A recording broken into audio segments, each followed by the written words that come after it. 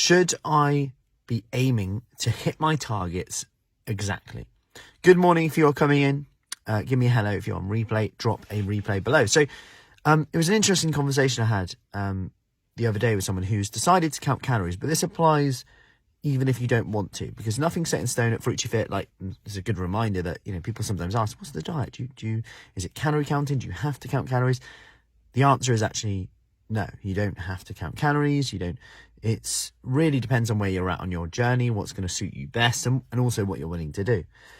Anyway, that's on our Kickstart. If you want more information on that, drop a Kickstart below. But going back to the question of, do I need to hit these targets exactly? Now, we can set rough targets. We can see where you're at. We can maybe look at increasing the protein. We can set ranges. And we set ranges because, let's say, I don't know, someone says, you know, I'm around 1,300 calories to lose body fat. But let's say we meet you in the middle. We say we're going to do 13 to 14 or 12 to 1,200 to 14. This gives you a bit more flexibility for variations in food, flexibility for different meals, eating meals you want. And then it can go deeper than that. Some people will have protein targets depending on where they're at in their journey. Not everyone. And it's similar with like aiming for a portion of protein of every meal, like, or 1.5 portions of protein of every meal. So we then go into this and it's like, okay, so I've got a protein target now. Let's say, for argument's sake, it's between 90 and 110 grams a day, argument's sake. Then I've got the rest can be made up of carbs and fats. But let's say maybe you're using an app which gives you a target for carbs and fats. Then you're like, wow, this can get quite particular, right? This can be quite like straight to the point. And it's a bit like, well, let's say you've got 300 calories left, but you're like, I've got X amount of fat I've got to use, I've got X amount of carbs I've got to use. And this is where it can get a bit like, oh, you know what? Calorie counting, tracking stuff is just pointless.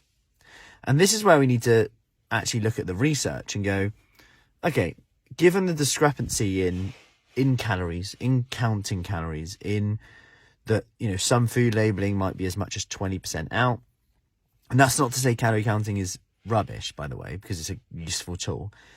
But if it's always 20% out, is there much benefit in going, right, I've got 300 calories left, so I can't have a meal because I've got loads of fat left. I haven't had enough fat today, or I haven't had enough or protein today, or my carbs are a bit high. I've hit my carbs. I can't have carbs, so it's got to be fat and protein, say. Or the opposite, maybe protein and carbs left, but I don't want to eat carbs after 6 o'clock. I'm now in the dark. So I'm eating carbs after 6 o'clock. Oh, yeah. And what's going to be more optimal here? Well, considering that sustainability, longevity in terms of your sticking to your nutrition is probably top of the agenda, and there's discrepancy anyway, if you've got like those 300 calories left or so, and there's a meal there to be had, and you're like, oh, it's just, I've got to have a protein shake or something, I can't eat anything else. But you really want some bit of carbohydrate, bit with your protein, whatever that is. Could be, I don't know, jacket potato and beans, argument's sake, I don't know.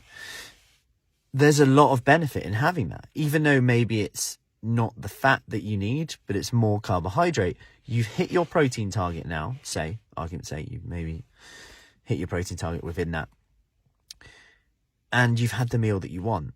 And I actually think that's where we should be heading.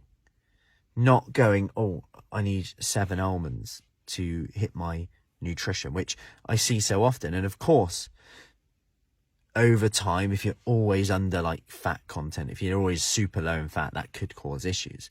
But 9 times out of 10, you won't be.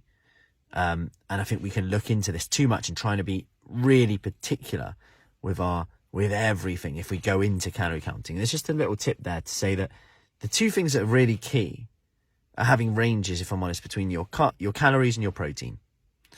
They're the two that you might want to just consider having the most impact on your results in terms of, are they in balance? So your total calories in terms of creating a calorie deficit, no matter how small that is, are you there? Then it's like, okay, to help you do that, we need to make sure protein's high, not just for creating calorie deficit and for the hell of it, but for hunger, for your recovery, for muscle.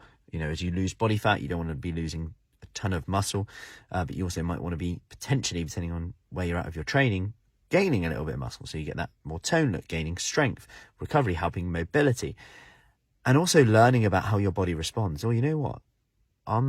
This amount is helping my comfort eating. This amount is helping my cravings. Then we start to learn what works for you and what doesn't work. So we can do more of what works and less of what doesn't work, but without being super duper rigid with everything, where we're like having to have 6 almonds, 1 teaspoon of yogurt and half a tin of tuna to meet the requirements. And I've seen this stuff a lot before. But actually, you know, we could just take a step back and go, you know what, I've got 300 calories. I've got some protein to hit. What do I fancy to get that protein in? That's the key question. So, and if you're not counting calories, that's fine too. This applies also to portion sizes. We use portion sizes a lot in terms of, okay, can I get some protein in this meal? Can I get protein in every meal? Can I get, if I snack today, can you get some protein in that snack? Same applies there. So I hope that helps. Any questions, let me know, and I will see you soon. Take care.